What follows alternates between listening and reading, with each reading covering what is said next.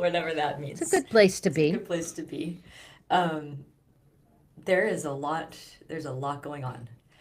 There Um, is a lot going on. We're just right after this powerful solar eclipse that happened in a place in the sky known as Uttara Falguni.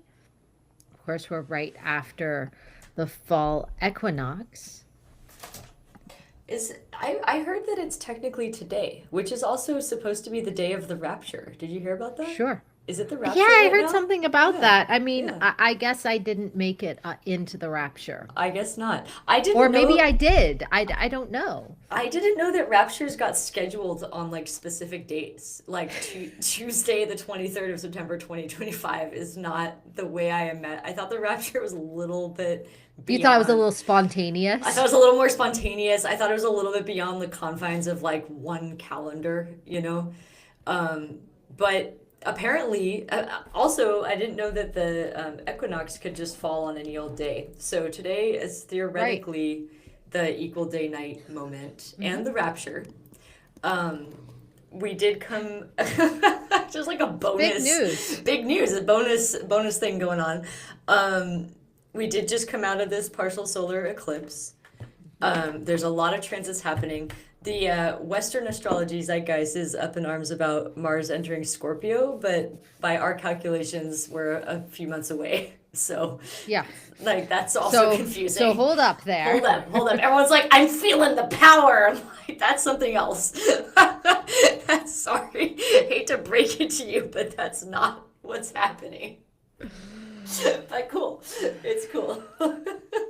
Mars in Scorpio is gonna feel great when it actually Mm. happens, which Hmm. is not right now.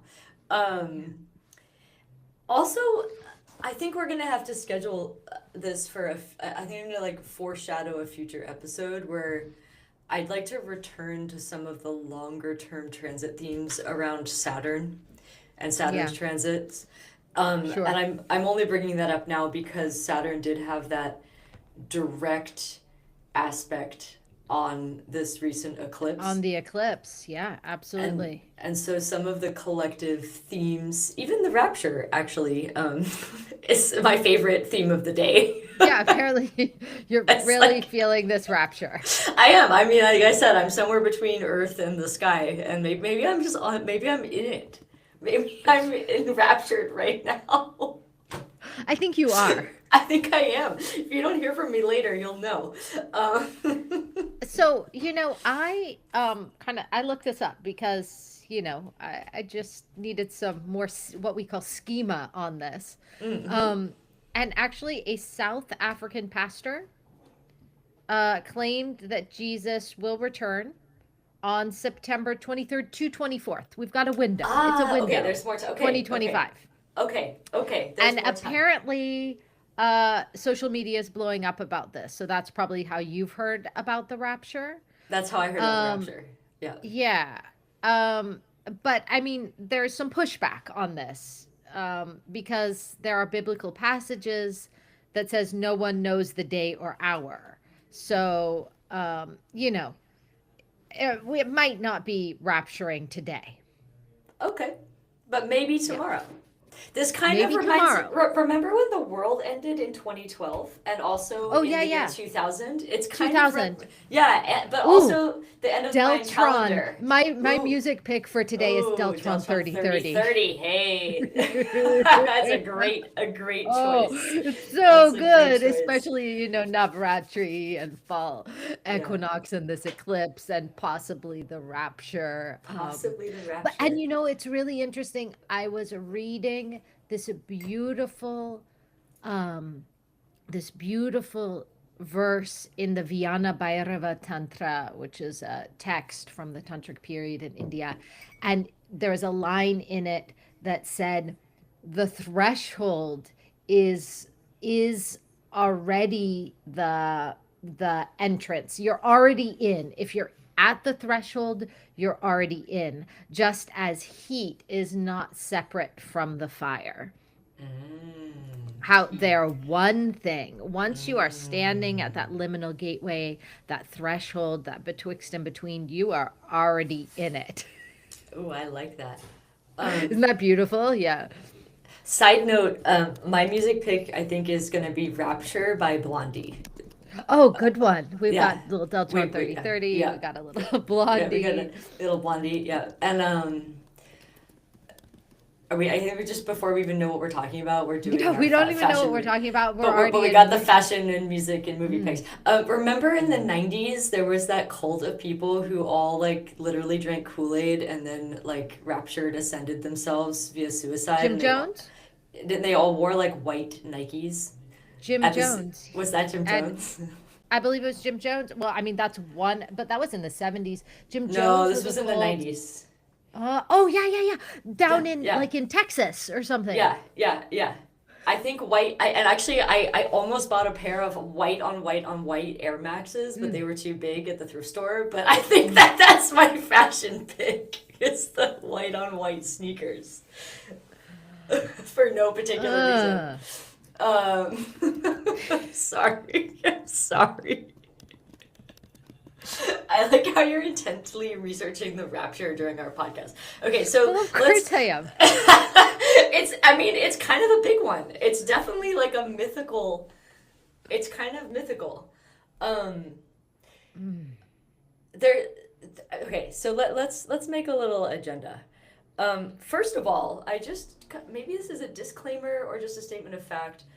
If you have people in your life, perhaps we are they for you, who have tools and resources and abilities to connect beyond the mundane and the day-to-day and our earthly 3D reality.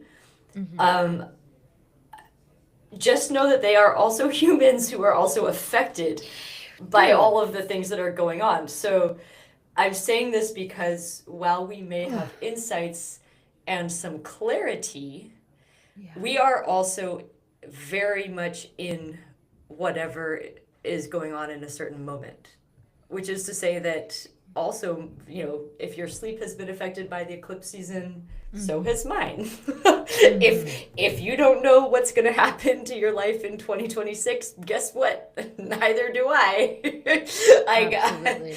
And I think it's worth sharing that because we're living in a world that is full of spiritual leaders, both genuine and false Yes, in that's some right. sense. Ooh, false prophets. False prophets is a theme that I think is actually really relevant to this moment, and maybe that goes back to this Saturn retrograde in Pisces aspecting upon the eclipse. Yeah. But yeah, speaking of which, one of the tarot readers on YouTube who popped up, if something comes to the very top of my feed when I first open the app, I'll always listen to it or watch it as just because I think it's interesting what the algorithm thinks I'm supposed to know in a certain moment. And according to this person, something major is going to happen in the next 48 hours. So maybe she was also the rapture. Maybe The rapture. Yeah, that was yesterday. I wanna turn us toward this idea of threshold, this idea of the space betwixt and between, because of the equinox, because of the eclipse, because we are entering into Navratri, the 9 nights of the goddess, and that threshold place, that liminal space, is so potent as a moment, as culturally and for humanity. And in part, this is the moment between the inhalation and the exhalation, the pause between the breaths. I was And gonna say that. yeah, this is the space of wonder and awe. And that threshold space before thought returns is consciousness, is Bhairava, is that space that could be called Shiva.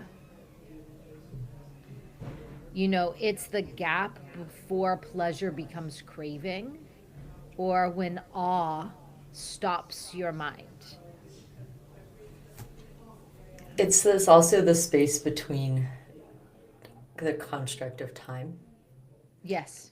And another way of describing that experience or even phenomenon that you're speaking to is it's it when you are in the space between binary opposites, the tension that exists, the tension that underlies manifest 3D reality is softened. Uh-huh. And And so, I mean, that's Durga. Durga mhm. is the archetype who sits at the threshold between ultimate and relative reality in one sense. And it is she who is tough, who rides the tiger between the knowing that everything is everything, and really from the perspective of quantum physics, we're all one undifferentiated bliss ball, and also we are living in relative reality where separation appears.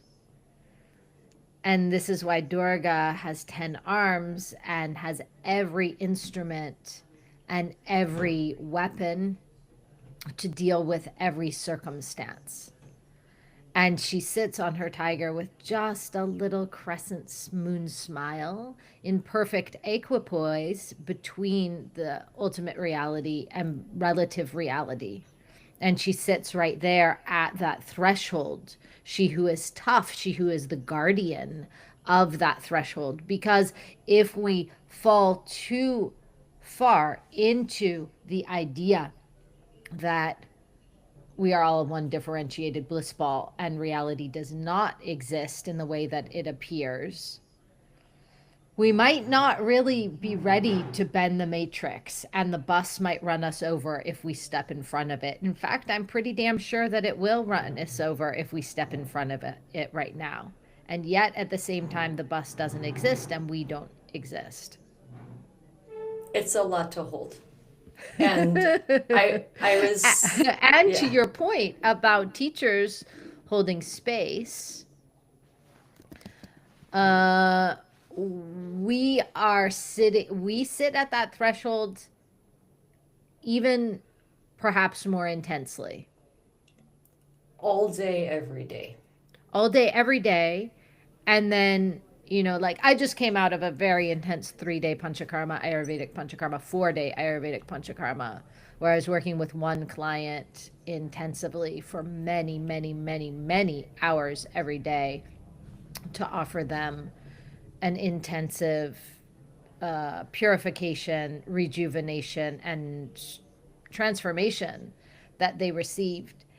And this is very deep and thrilling work because we get to pull out all the stops and really dive deep into someone's reality and their tissues. And at the same time, wow, is it a heavy lift? It's a heavy lift. It, yeah. I taught an equinox workshop this weekend, which wasn't such a heavy lift, but we spoke to a lot of these themes. So we talked about union of opposites, which is represented to us in the sky at the time of the equinox, where we literally encounter the moment of equal day and night, perfect balance of light and darkness. And having that coincide with a eclipse where, like we talked about, this 108 ratio, we mentioned this in a former podcast, makes the sun and it aligns the sun and the moon and the earth in these shadows that overlay perfectly, right? Which is kind of another form of witnessing these balances between opposites. That's not the primary purpose or outcome of an eclipse, but the sun and the moon themes were kind of recurring in these different contexts over the last few days. And we talked about that from also the perspective of divine masculine and feminine principles, which exist within all of us. And that space, that liminal space that we were just discussing, between the breath, between the inhalation and the exhalation, is also a space where we are poised in a moment of balance between our consciousness and our energy, which are represented, masculine and feminine. And we've talked about these themes a lot, but it's a very beautiful but very intense time.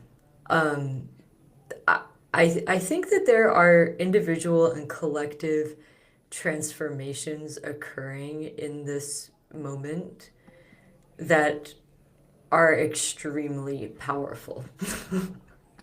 Extremely powerful. Extremely powerful.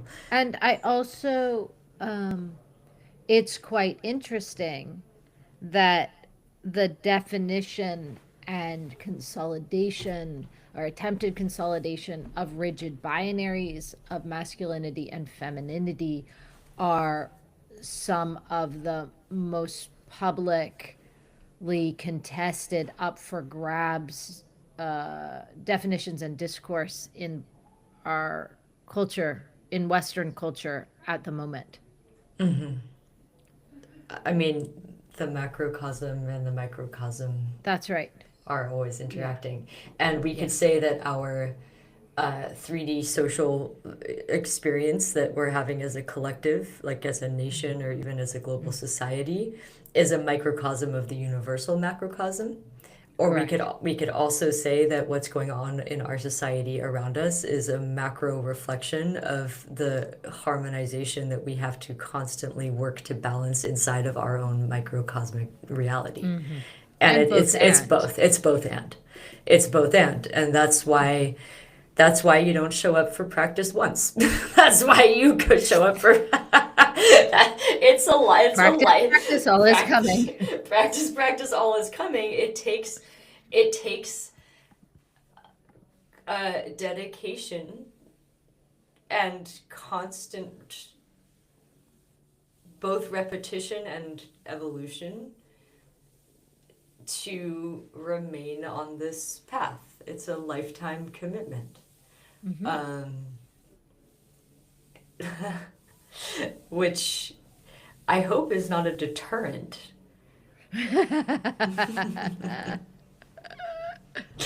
But once you start, you kind of just have to keep showing up. Um, yeah, it's a funny day to be giving a podcast because It really is, isn't it? yeah, So and shall we talk a little bit about Navaratri that we're coming into? I think we should talk about Navaratri, and I think that maybe the bridge or the segue is when we speak about divine masculine and feminine, and we've mentioned this before, we've talked about Shiva and Shakti, Purusha and Prakriti, which are the same concepts. And when we begin to talk about the goddess or archetypes of the goddess, we are referring to Shakti in these embodied forms, mythical embodied forms. And I think that's the segue is we're coming in. So, and just to back up, there's just so much going on right now. So this last fortnight that just ended with the new moon on Sunday, which was also the eclipse, which is essentially also the equinox, was the ending of Pitru Paksha and the beginning of Navratri, That's right. right? Which is the Yes. fortnight of the goddess. Whew, 9 and nights of the goddess. that's 9 nights. That's true. Yeah. Um, and now we're in that. What is and I think I just hand it over to you to speak to that. So we're basically we're looking at different forms of the goddess, which are all forms of Shakti, Well, which forms are specifically, well, there are two different ways of looking at Navratri. One is that there are 3 nights for each form of Durga, Lakshmi, Saraswati, and that is surely true. And then there's another way to look at Navratri, which is that there are all nights of forms of goddess Durga. So both are true. But there's some interesting things that happen through Navratri. So Navratri, these 9 nights of the goddess, move through the planetary cycles and also move through our nervous system. And so the first night, which was last night, is Shila Putri. And Shila Putri is the daughter of the mountain. And this is widely, this form of Durga, or this goddess, who is the daughter of the mountain or daughter of the mountains, is the root goddess. And she is connected to the moon, to ventral grounding. And this is like polyvagal safety and stillness and baseline co-regulation. The next night is Brahmacharini, the ascetic god. And this is, she's barefoot, she's ascetic, she practices with tapas, with heat. And this is Mars. This is the sympathetic focus, mobilization of energy, but it's contained. It's our fight impulse turned to devotion. The third night, we move to Chandraganta, Venus, ventral mobilization. This is she who rides into battle. Because, see, all of these forms of Durga are overcoming the quote-unquote demon of our own ego self, of our own our own mistaken self-identification.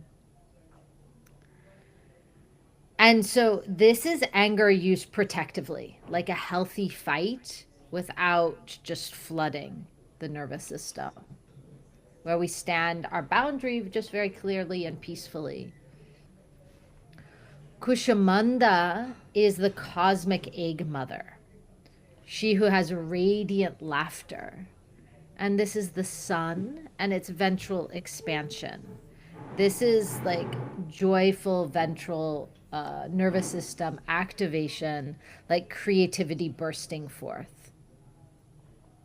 Skandamata is the mother and teacher, and it's Mercury, interestingly. And this is social engagement, like safe touch and voice and maternal attunement. Katyayani is the next night, and this is Jupiter, sympathetic assertion. And this is the one who slays the demon Mahasura, who is the buffalo-headed demon of our ego identification. And this is like boundary enforcement without collapse. Kalaratri is the 7th night, and she is the dark night. Kala, darkness, Ratri, night. She who is in terrifying form. This is freeze and dissolution. This is Saturn. It is sacred stillness.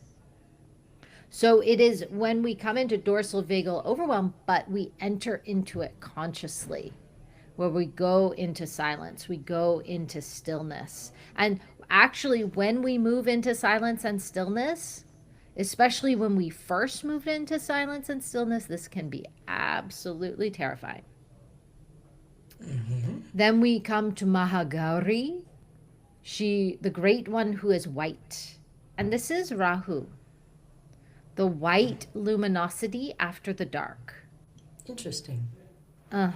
Because it's integration of the shadow. It is the luminosity after the dark. It is nervous system reset after we go into the deep freeze of Saturn. And then Siddhidatri, Siddhidatri is Ketu, which is transcendence, the bestower of siddhis and mystical grace. And this is integrated state, ventral, sympathetic, dorsal, harmonized, and it is flow and mystical awe. So the arc is we begin grounded, we mobilize fire, we touch the shadow, Saturn and Rahu, and then we end in transcendence with Ketu. And so these are the 9 nights of the goddess, interpreted through the lens of the planets, which are widely accepted as 9 nights of the goddess, 7 visible planets plus the 2 shadow planets, Rahu and Ketu, making 9, and then overlaid with some understanding from polyvagal nerve therapy, which is not traditional, but that's what we do. I love it. That's Yeah. that's what we do. I think it might bear mentioning that we also experience the evolution of the gunas through the 3 phases of the goddess as well. I don't know if we want Absolutely. to speak to that. We haven't Sure. actually given a lot of airtime to the gunas on this podcast. We have not. We have not. Should we just do that right now? Yes. Or is this too much? Yeah, yes. Okay. See, this is why we don't make plans, because I'm gonna let you also explain that in this same context, unless you would like me to. No. Okay. So there are 3 gunas or qualities. There's also a system of 24 gunas, but we'll talk about those 3 main gunas. And those gunas are tamas, that which is contained or stuck or inert, not moving. It's like the container, the pot, the clay pot of the lamp. The color is black. The color is black. And this corresponds to the first 3 nights of Navaratri, whose goddess is Durga Kali. This is darkness and heaviness. And in the first 3 nights of Navaratri, Durga and Kali are invoked to burn through tamas, darkness and fear and sloth and confusion. And sometimes we need darkness that's more dark than dark to swallow up our darkness. Sometimes we need a fierce anger that's more angry than our anger to swallow up our anger. And this is where these practices, all the way through South Asia, up through Asia proper, down into Polynesia, we have these appearances of very fierce deities. We do all over the world, but here in particular. And it's very interesting because these fierce deities, like say Kali, any of the fierce deities in the Tibetan Buddhist pantheon, We talked about Rudra, like ancient forms of Shiva. they example. all tend to be dancing. They tend to have the tongue out. They tend to be twisting the body, twisting the shoulders and the hips, which will, if we imitate those stances posturally, release our psoas and release our throat. When a child goes into a tantrum, they do something very clever. They lie down on the floor and they kick their legs and they turn their head from side to side. They're literally releasing the emotion from getting stuck in their psoas and in their throat. Instead, we just freeze up and shove it into our throat and into our psoas. And then when we're 45, we have a blown out back. Yeah. And just And we have a throat that sounds like Gavin Newsom's. yeah. And for context, the psoas is related to our reptilian brain and our mechanisms of fight or flight. Correct. And our throat chakra, what just came to mind, I was just talking about music with one of my colleagues, and she mentioned the group Primal Scream, Yeah. which can go on our cultural relevant list for the day. But that's kind of what we're talking about, where we are not permitted to scream in normal social contexts. When you come to my panchakarma, you can scream You all can you scream. like. In I- fact, I- I will energetically pull a scream out of you if it is appropriate. It would probably be appropriate, but like say in a city like London, you can't just willy-nilly be screaming whenever you want because Well, people It- do. They're just coded as insane, that's true. right? Although even the coded as insane folks in the city are not doing as much screaming as you would hear in say California. Right? Because we let it hang out at least a little bit in California. Yeah. I'm reading a book that everybody should read. Totally off topic, but maybe not because we are talking about Thomas. And it's called Gang Leader for a Day. And a sociology graduate student somehow randomly embeds himself with a gang. He's of South Asian descent, and he embeds himself quite organically with a gang in Chicago in the projects in Chicago in the 90s, and learns about the culture of deep urban African American poverty and its structures and cultures from the inside out. And it is absolutely riveting and and and an amazing, very Tomasic work I will about have to- selling crack in the projects from the inside the out 90s. and the culture of that. Interesting. Yeah.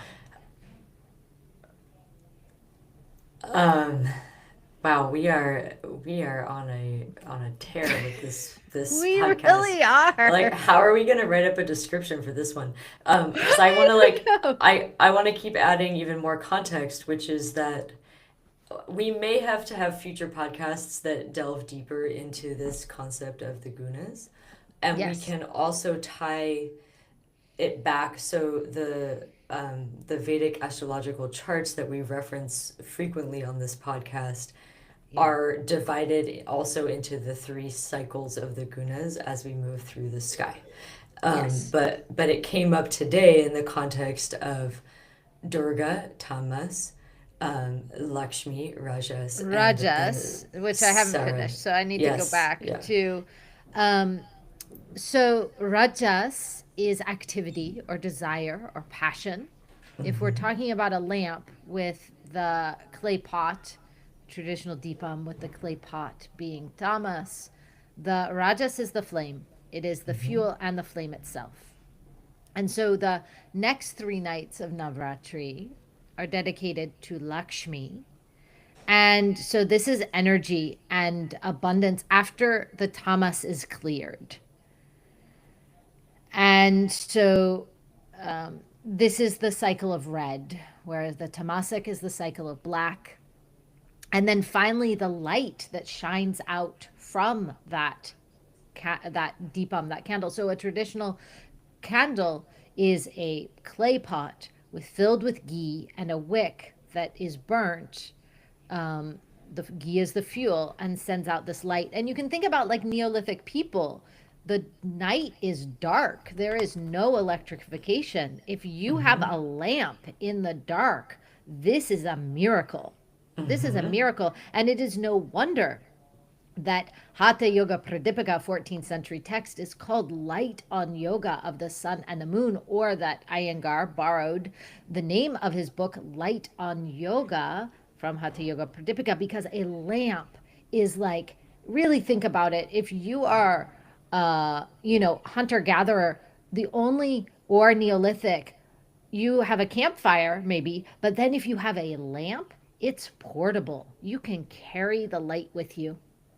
So this is very potent magic to carry fire and carry light. So the 3rd phase of Navratri is dedicated to Saraswati, clarity, light, and balance. And Saraswati is honored for knowledge and refinement and pure awareness. This is from chaos to luminous stillness.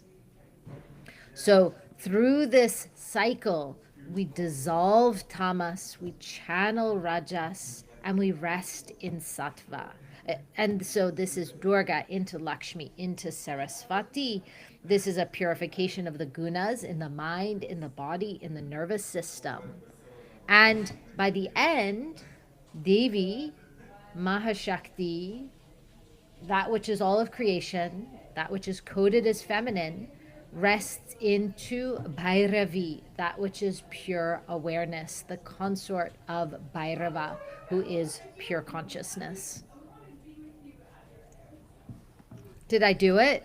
You did it. I'm just thinking of, in case anyone hasn't caught on to this, or maybe you're new to the podcast, and if you are new, just pick up, it's like if you're new to the practice, just get in, hop on, Hop on the tiger. hop on in. You don't need to go back. You didn't miss anything. It'll come around. Just here we go. We're just going down this river together. But this one that we just recorded is particularly nonlinear, and I'm fine with that. I'm fine with that too, because we are kind of in a liminal space. We are literally the threshold. We are in the circling back to the threshold. Okay, music. Well, wait, hang on. 3030. Fashion. Rapture. White sneakers for the rapture. Weren't they in Waco, Texas? Waco, Texas. Yeah. Waco, Texas. Waco, Texas with the white Nikes. I don't know why I remember that so clearly from my childhood. No, but it was a big deal. But we are literally in between. We are in transitional right now. And so it's like brackish water. Like it's neither the river nor the ocean. It's neither the summer nor the fall. It's neither the masculine nor the feminine. It's neither dark nor light. It's neither hot nor cold. It's neither anything, which is a beautiful state to be in. But it's because it's not tied to a binary identifiable thing. It's very hard to put your finger on what's going on, because in our physical manifest reality, we tend to operate from very fixed states. And we're kind of being invited out of that, or in to exist between that in this moment, which is why this podcast is feeling probably a little weird. But okay, fashion, movie, music. What movie? It's got to be a movie where they are in multiple dimensions.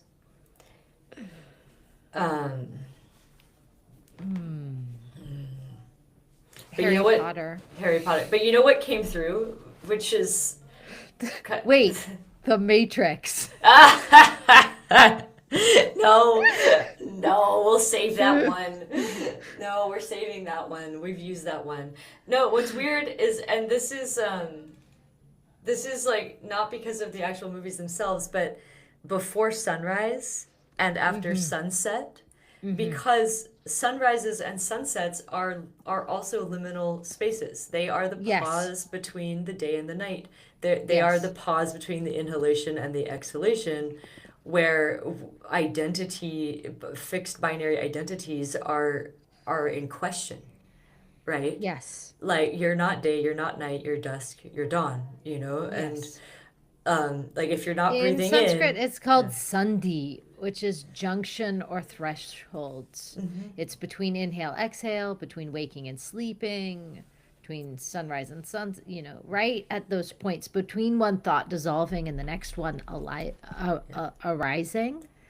And this is this portal that's very alive with Shakti. Yeah, and in the coming months, just to bring it, we may sound like we're just on one tangent after another, but it does all connect. In the coming months, the many upcoming transits will pass through the nakshatra called Vishaka, which is the threshold that spans from Libra into Scorpio. So the moon will be there in just another day or two. And in the coming months, we will see the sun move through that space. We will see Mars move through that space, Venus, Mercury. Like half the sky will pass through the threshold as we move between summer and winter through the autumn, right? So just a thought. And,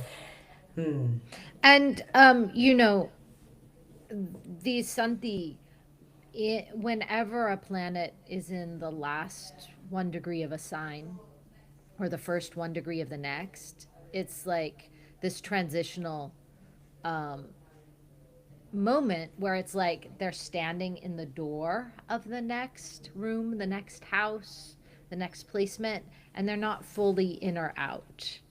And this is this very important in between place where there's a portal.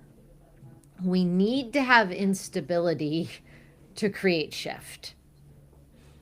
We need to have instability to create shift. When we just did Panchakarma, we have to disturb the body a bit. We have to disturb the doshas. We have to provoke the body in order for there to be change. If we just leave everything as it is, everything stays the same. And when there is imbalance, disease, problems in society, in the body, we can just keep doing the same thing and get the same results and have whatever is festering grow and grow. Or there can be provocation to necessitate change. Ooh. I think I have a feeling that that's going to resonate with some of our listeners.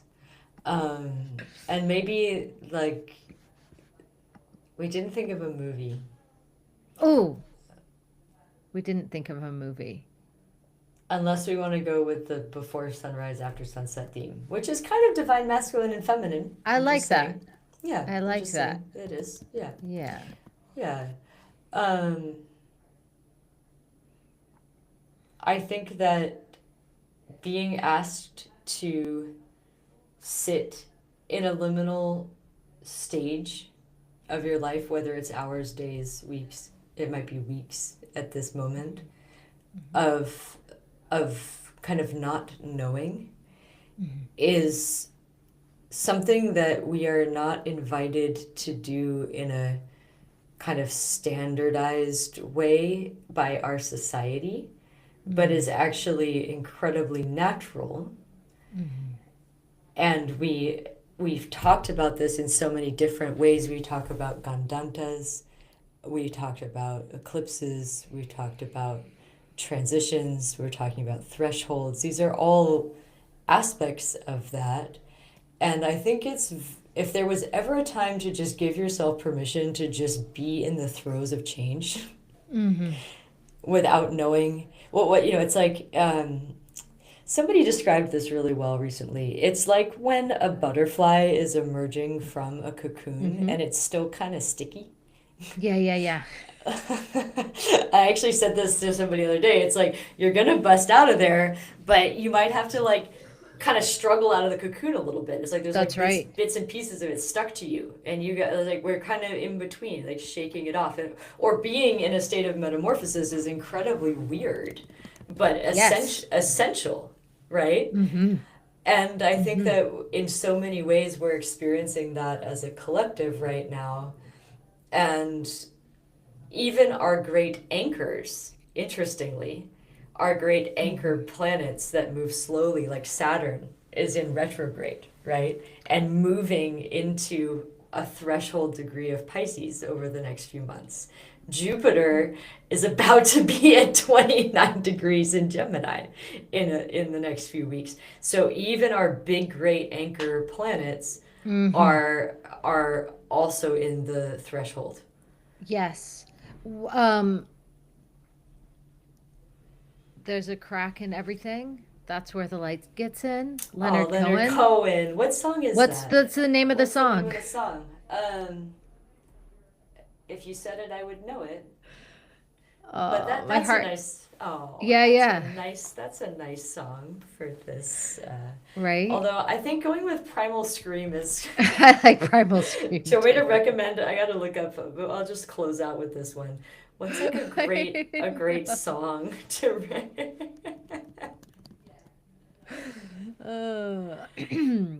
Oh my goodness. Ooh, moving on up is um, the top played Primal Scream song on Spotify. That's a nice theme. Moving on up. If you want to upgrade, that means inevitably you have to let go of the things that are not That's necessary. right. Like yeah, that you're outgrowing. So That's you right. kind of do have to move on up and out. Okay, I like that Yeah. one. I like that too. That's good. Okay, okay. I mean, Pretty we good. could for movie, it could be like Kill Bill. Ooh. Okay. Righteous It, battle, it could be Kill Bill. fight Okay. response. Oh my All right, I think goodness. we've done it. I think we've done it. Om Namah If you, Shivaya. oh, Om Namah Shivaya. Om Namah We'll be Shivaya. back next week with more fun. Okay, bye.